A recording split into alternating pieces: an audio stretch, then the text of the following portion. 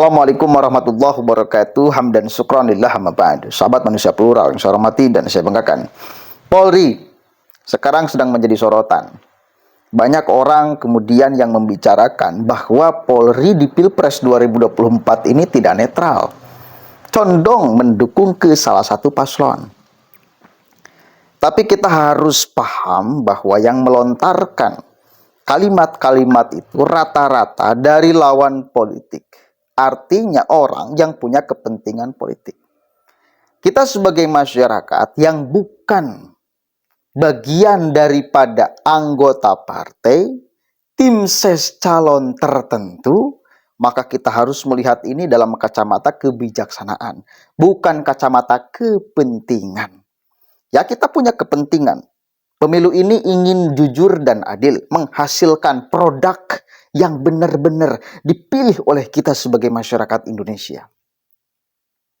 Bahwa kemudian ada intervensi di tengah jalan, ketentuan memilih itu tetap ada di tangan kita. Kedaulatan itu tetap ada di kita. Kalau tidak suka terhadap intervensinya, jangan diikuti. Itu simpel menurut saya. Itu yang pertama. Kemudian, hingga pada akhirnya ada rencana untuk membuat panitia kerja netralitas Polri di pemilu 2024. Enggak, masalahnya ini waktunya mepet banget, bos. Ini kan sudah masuk Desember nih, Januari, Februari, tanggal 14 kita pesta demokrasi. Sementara pembentukan panja perlu waktu yang lama dan anggaran yang besar.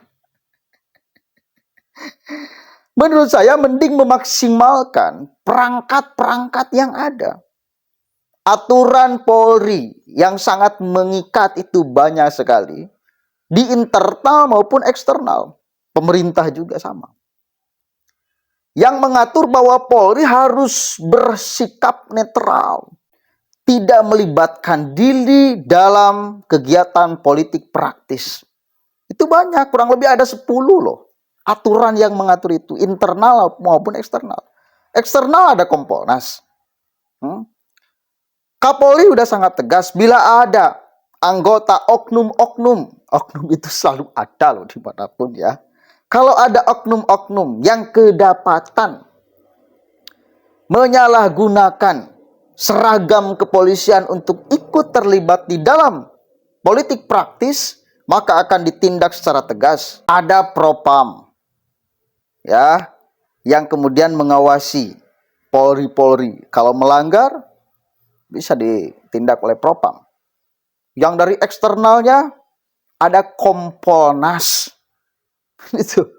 Jadi menurut saya mending maksimalkan perangkat yang ada di dalam upaya memaksimalkan, menjamin bahwa Polri ada di dalam posisi netral. Kapolri sudah MOU dengan Panglima TNI, tanda tangan untuk kemudian bisa netral di Pilpres kali ini, di pemilu 2024 ini. Kapolri juga sudah menyebarkan surat edaran kepada anggota-anggotanya. Kalau ikut terlibat, maka akan disanksi tegas. Jadi menurut saya ini perangkat-perangkat ini yang kemudian mesti dimaksimalkan. Jangan malah nambah perangkat yang baru, yang prosesnya memerlukan waktu yang lama, waktu pertandingannya sudah sangat sebentar, dan apalagi memerlukan biaya yang juga tidak sedikit. Maka ya menurut saya maksimalkan perangkat yang ada. Kita semua bisa menjadi CCTV loh. Masyarakat itu semua kita bisa jadi CCTV. Kalau memang ada anggota Polri yang ikut, nih kita punya HP, cekrek, sebarkan. Udah. Karena gini, kalau kemudian ini dibentuk, panja dibentuk, yang membentuknya juga orang-orang yang punya kepentingan, ya tetap aja lah menurut saya. Akan tetap aja.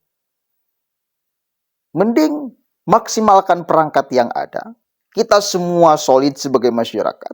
Bila memang ada kedapatan, misal ada polisi pasang banner salah satu capres atau siapapun aja yang kemudian ada kaitannya dengan politik, ya tinggal kita laporkan. Kita bisa menjadi pemantau yang paling baik masyarakat itu, netizen itu. Udah, daripada memakan waktu yang lama dan anggaran yang besar, mending ya kita melibatkan diri kita masing-masing untuk menjadi pemantau pemilu yang baik. Kalau memang ada orang, lembaga yang mestinya netral, lalu kedapatan oleh kita tidak netral, kita jangan takut-takut untuk memviralkan. Gitu. Ada juga pengamat politik, misal Ray Rangkuti. Dia mengatakan perlunya dibentuk panja netralitas Polri. Alasannya untuk siap-siap aja, siap-siap. Meskipun sekarang belum urgent katanya. Iya. Mending maksimalkan perangkat yang ada. Pengamat politik itu mesti berada di tengah. Menjadi wasit. Wasit. Ini kan sekarang itu sedang marak para pengamat politik. Tetapi poin-poin yang disampaikan seolah bukan menjadi pengamat yang posisinya menjadi di tengah, yang posisinya netral. Tetapi seolah menjadi jubir salah satu pasangan. Mudeng kita sebagai masyarakat mendengarkannya. Yang kita harapkan itu kan pengamat memberikan edukasi kepada masyarakat tanpa ada perasaan. Satu kali lagi, tanpa ada perasaan berat sebelah. Pengamat itu posisinya di tengah. Memberikan edukasi yang benar-benar sejati kepada masyarakat.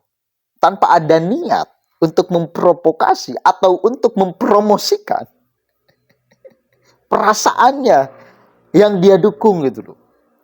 Sekarang satu kali lagi banyak pengamat-pengamat yang judulnya pengamat politik, tetapi poinnya seperti yang dibicarakannya seperti jubir salah satu pasangan. Ini membuat saya pribadi, ini pengamat apa jubir? Seolah ada kepentingan ikut main, menjadi pemain, bukan wasit. Setelah poinnya itu menurut saya, maksimalkan perangkat yang ada untuk mengawasi netralitas Polri. Perangkat internal dan eksternal. Saya masih percaya bahwa Kapolri tetap bisa netral di dalam